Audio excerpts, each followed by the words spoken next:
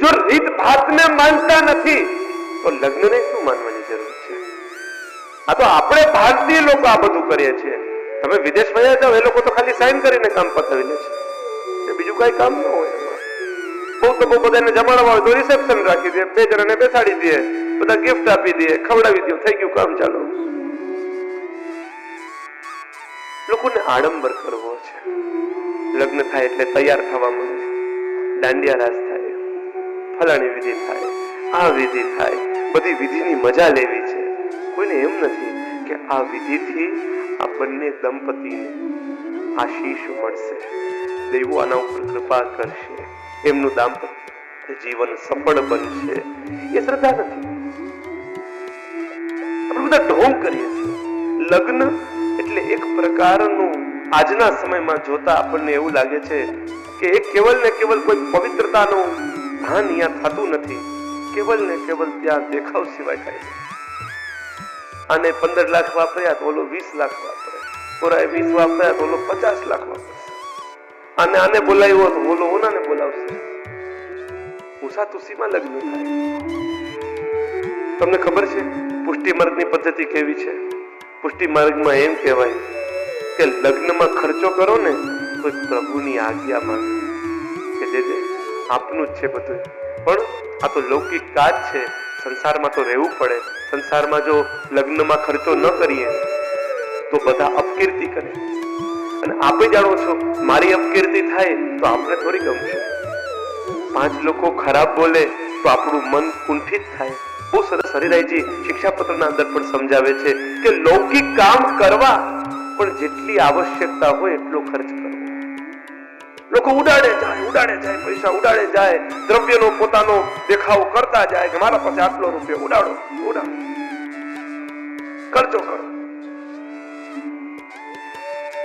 એટલો બધી વિચાર આવ્યો કે આજે ક્યારેક પ્રભુની પધરામણી કરી ત્યારે પૈસા ઉડાડ્યા હોય તો, ઠાકોરજી મારા ઘરે પધારે એમાં ખર્ચો કર્યો હોય તો, મારા છોકરાના લગ્ન છે, આ પ્રકારનું અહમ, અને એમાં આપણે ઢગલો રૂપિયા વાપરી નાખીએ. ચાલો ખર્ચો કરો, કોઈ વાત નથી, એવી કઈ વાત નથી કે સમાજ છે, આપણે જે જગ્યા રહીએ છીએ એમાં સમાજના, કેમ કે આપણે પણ ક્યાંક ગયા હોય, આપણે પણ ખાયું હોય તો આપણે પણ બધાને ખવડાવવું પડે. આ તો સમાજની રીત છે, એમાં કોઈ વિરોધ નથી.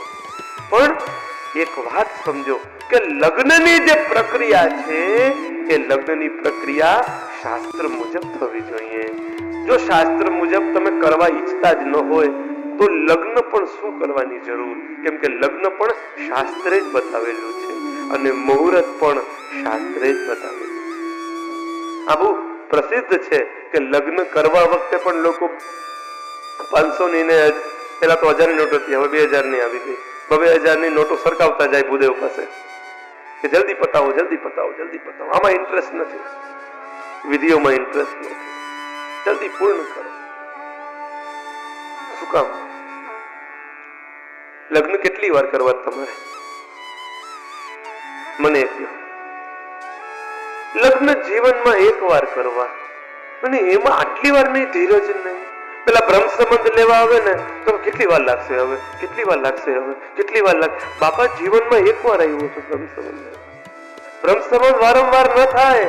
મારા જીવનનો આ બહુમૂલ્ય અવસર છે. થોડી ધીરજ ધર, થોડું એકાગ્ર ચિત્ત થા.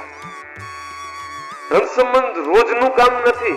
તમે રોજ સેવામાં આવતા હોય તમે કે મોડું થાય છે, ચાલો બરાબર છે.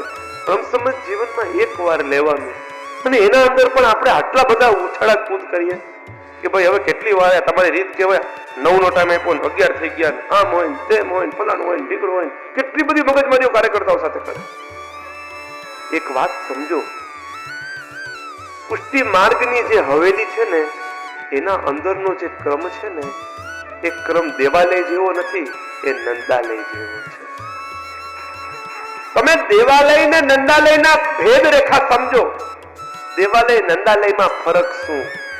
દેવાલયમાં રીત અનુસાર ભગવાનની સેવા થતી હોય, સમય સમયે ઠાકોરજીને પંચામૃત થાય, સમય સમયે અભિષેક થાય, પંચોપચાર 16 પૂજન થાય, સમયે દર્શન ખુલી જાય. આ તો એનો પ્રકાર છે. તમારું જ ઘરનું બાળક તમે એમ ઈચ્છો તમે ધારો તો એમ થાય કે આટલા વાગે ભોજન કરી જ લઈએ, આટલા વાગે જલ પી જ લઈએ, આટલા વાગે પોતાનું કામ કરી જ લે, આટલા વાગે સુઈ જ જાય, આટલા વાગે જાગી જ જાય, એવું નક્કી હોઈ શકે? તમે કહો છો. તમારું જ બાળકનું ઉદાહરણ આપું છું. તમારા ઘરે બાળક જો હોય એનું એવું સ્કેડ્યુલ હોઈ શકે? ના, એ બાળક છે. ઘણી વાર નીંદર આવતી હોય તો અડધો કલાક મોડો જાગે. એને એમ થાય કે આજે દર્શન મોડા દેવા છે, તો એ એવું કઈ કૌતુક કરે. શ્રીજી બાબાના પ્રસંગમાં આવે છે ને, વારંવાર અપરસ છોવાઈ જાય, વારંવાર અપરસ છોવાઈ જાય. ભીતરિયાઓ આવે, સ્નાન કરે, પાછા છોવાઈ જાય, પાછા સ્નાન કરવા જાય, પાછા આવે, પાછા છોવાઈ જાય, પાછા સ્નાન કરવા જાય. ઠાકોરજીને મોડું થતું જાય. પ્રભુની ઈચ્છા શું હોય કેમ જાણે. એટલે મંદિરને હવેલીને ક્યારે સરખાવતા નહીં. રીત મુજબ આપણે આજના જમાના પ્રમાણે વિચાર કરીએ તો સમય થાય સારું લાગે, એ આપણે પણ સમજીએ છીએ. પણ વૈષ્ણવના અંદર તો ધીરજ હોવી જોઈએ કે હું આજે આ બ્રહ્મ સંબંધ લેવા જઈ રહ્યો છું. આ મારું અલૌકિક લગ્ન છે ભગવાન જોડે. અને કમસે કમ એ સમયે તો ઉતાવળ ન કરીએ. પાછા શું છે, બહુ મોટી બ્રહ્મ સંબંધની લાઈન હોય ને, પછી એમાં જેને પેલા જવું હોય ને એ ઉતાવળ કરે, મારો વારો પેલા લઈ લ્યો ને, મારો વારો પેલા લઈ લ્યો ને, મારો વારો પેલા લઈ લ્યો ને, એમાંય ઉતાવળ કરાવે. એટલે હું જલ્દી નવરો થાઉં, મારે અહીંયા જવું છે, મારે અહીંયા જવું છે, મારે આ કામ છે. મારું એટલું કેવું છે, આવા સત્કર્મ જયારે આપણે જીવનમાં એકવાર કરવા જતા હોય એવા સમયે ઉતાવળ ના કરો, શાંતિ રાખો. ત્યારે પ્રભુની રાહ જોવા દો. માફ કરજો, આપણે રાહ જોવો, પ્રભુની રાહ જુઓ આપણે, ત્યારે પ્રભુ કૃપા કરે આપણે. એવી રીતે લગ્ન પણ સામાન્ય રૂપથી એકવાર થાય. તો જ્યારે એકવાર લગ્ન થાય તો પછી એ લગ્નની વિધિ જો બરાબર થઈ હોય તો વારંવાર ન કરવા પડે. એ વિધિ બરાબર થાય જોઈએ, એની વિધિ બરાબર થાય. ઘણા લોકો એમ કહે કે અરે અમે તો જન્માક્ષર મેળવ્યા હતા તોય તૂટી ગયું, અમે તો બરાબર બધી કુંડળીઓ દેખાડી ને બધું જ કર્યું, આશીર્વાદ લીધા, બધું જ કર્યું, હવે શું કરવું? કેને કે જે આપની કૃપાથી લગ્ન થયા, દંડવત કરી જાય, પછી પૂરું થઈ જાય, આપની કૃપાથી જે તૂટી ગયા, એમાંય અમારી કૃપા. લગ્ન તૂટી જવા એનું પ્રધાન કારણ છે, જો બીજા બધા કદાચ પ્રારબ્ધ હોય, કઈક એવા પૂર્વ જન્મના કઈ એવા લેણા દેણી હોય, એવા કઈક હોય, અપરાધ થઈ શકે. એ મહત્વનું નથી. મહત્વનું છે, હું તો આજ સમાજને જાગૃત કરું છું કે આજે આપણી સંસ્કૃતિને બચાવીએ. આપણી સંસ્કૃતિ આપણી ધરોહર છે.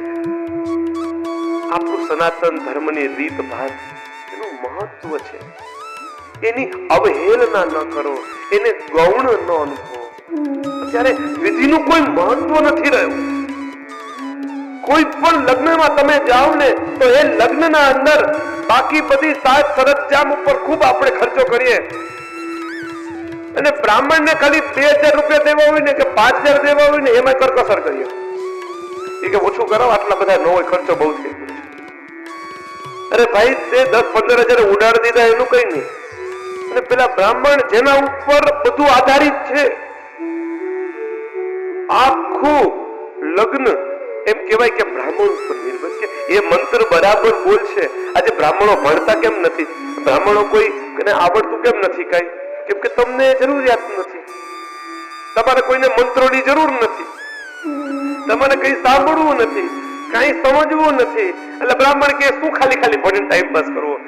અહીંયા કહેતા સુનતા ભી દીવાના, કહેતા ભી દીવાના, મેં ભી પૂરા કાણા और તું ભી પૂરા કાણા, જેવા તમે એવા અમે, શું જરૂર છે આ કરવા? એટલે બ્રાહ્મણો બિચારા કોઈ ભણતા નથી. એટલે આજે કોઈને વિધિ કરાવવા જાવ, હમણાં એક જગ્યાએ લગ્નમાં ગયો, હવે તો હું બહુ જાતો નથી, પણ એકવાર એક લગ્નમાં ગયો તો હવે એ લગ્નમાં મને જોઈને બ્રાહ્મણ એમ થયું કઈક શ્લોક તો બોલું, ખરાબ લાગે, મારા શ્રી પધારે છે, કઈક શ્લોક બોલું. એ શ્લોક બોલવા માંડો, યદા યદા હિ ધર્મસ્ય ગ્લાનિર્ભવતિ ભારત અભ્યુત્થાનમ ધર્મસ્ય તદાત્માનમ સૃજામ્યહમ.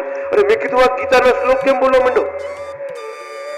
મને તો એમ કે હું યુદ્ધમાં આવી ગયો. સંભવામી યુગે યુગે, મને હમણાં પ્રભુ પ્રગટ થશે ત્યાં કયા. કેમ કે એને બિચારાને શ્લોક ના આવડે. બે ચાર ભદ્રમ કરીને વિષ્ણુ યામ દેવા ઓમ બસ બે ચાર બે શ્લોક આવી ગયા ને એને એમ થઈ ગયું લગ્ન કરાવી દઉં હમણાં ફટાફટ, એટલે 2000 ફરકાવીને હું ઘરે જાઉં. પ્રાચીન કાળમાં આપણે ત્યાં આ છૂટું થવું, ડાયવોર્સ આનો પ્રકાર જ નહોતો. કેમ કે વિધિ વિધાનથી એની જન્માક્ષર જોવડાવતા, જન્માક્ષરની વિધિઓ હતી. જન્માક્ષર જોતા કોઈ નથી આવડતા.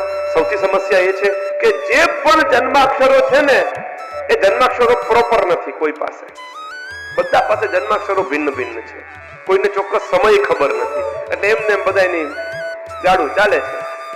અને કેટલાય તો એમ કે અમે તો કઈ જોવડાવ્યા નહીં તોય જો ગાડું ફર્સ્ટ ક્લાસ ચાલે છે, તો સારું, પ્રભુની કૃપાથી ચાલે, ચાલવા દો, આનંદની વાત છે.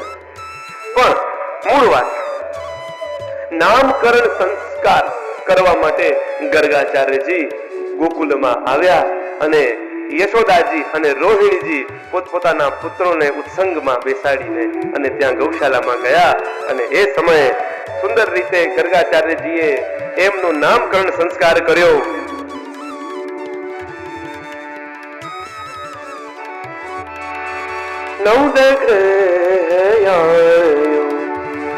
ગર્ગવિદ જાની નંદરાયજી ને ત્યાં ગર્ગાચાર્યજી આવ્યા અને